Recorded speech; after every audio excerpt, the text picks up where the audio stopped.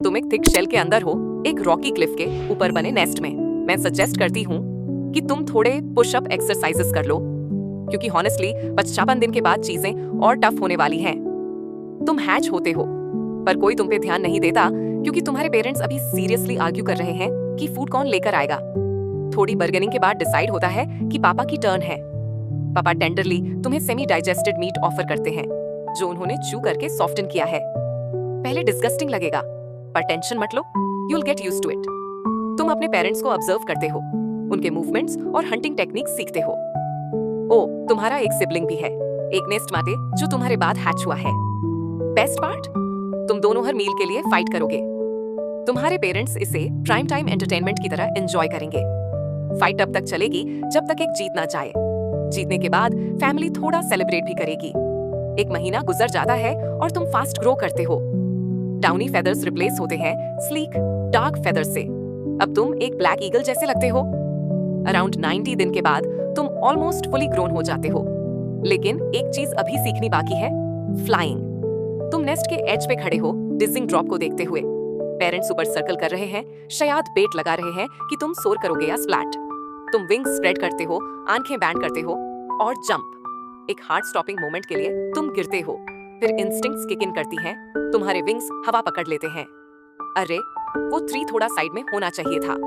तुम दोबारा ट्राई करते हो, फिर गिरते हो। मल्टीपल अटेम्प्ट्स के बाद तुम फ्लाइंग मास्टर करते हो, विंड करंट्स रीड करना सीखते हो और रोलिंग और डाइविंग प्रैक्टिस करते हो। अब तुम्हारे शार्प ईगल आईज 1 किलोमीटर दूर से रैबिट स्पॉट कर सकते हैं। तुम देखते हो कैसे तुम्हारे पेरेंट्स अपनी गेज लॉक करते हैं और मिसाइल की तरह डाइव मारते हैं। प्रीमियम सब्सक्रिप्शन खत्म, अब खुद हंट करना पड़ेगा।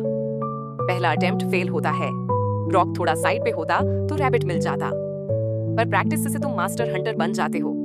14 से 15 महीने के बाद तुम स्वतंत्र हो जाते हो। नस्ट छोड़ने का समय है। सवाना के ऊपर सोर करते हुए तुम अपनी जगह ढूंढते हो, पर बेस्ट स्पॉट्स पहले से ऑक्यूपाइड हैं और बड़े ईगल्स तुम्हें चेस कर देते हैं। कभी कभी तुम्हारे प्राइड को चोट लगती है, पर तुम सीख जाते हो। सब कुछ फाइट और स्ट्रगल नहीं है, कभी कभी प्योर जॉय भी होता है। थर्मल्स पे स्पाइरल करते हुए दुनिया पैचवर्क क्विल्ट जैसे लगती है। तुम प्रे को सरप्राइज करके कैच करते हो। अपने टैलेंट से फ्रेश मीट का टेस्ट अनमैच्ड है। 4th या 5th ईयर में स्प्रिंग आता है और सडनली मेटिंग सीजन का असर होता है। गिफ्ट गिविंग और एरियल स्टंट्स का कॉम्प्लेक्स डांस शुरू होता है। थोड़ी ऑकवर्ड मोमेंट्स के बाद तुम्हें परफेक्ट माटे मिल जाती है। तुम दोनों एक नेस्ट बनाते हो, चूरा के, बस थोड़े ट्विग्स ऐड करके। फर्स्ट ब्रीडिंग सीजन टफ होता है, एग्स इंक्यूबेट करना बोरिंग है और कभी कभी पैनिक होता है। 50 दिन बाद पहला चिक हैच होता है, फिर दूसरा। अब डेली सिबलिंग फाइट्स का एंटरटेनमेंट शुरू। तुम टायरलेसली हंट करके अपने बेबीज को फीड करते हो। सालों बाद तुम्हारे बच्चे बड़े होते हैं और तुम रिटायर मोड में चले जाते हो।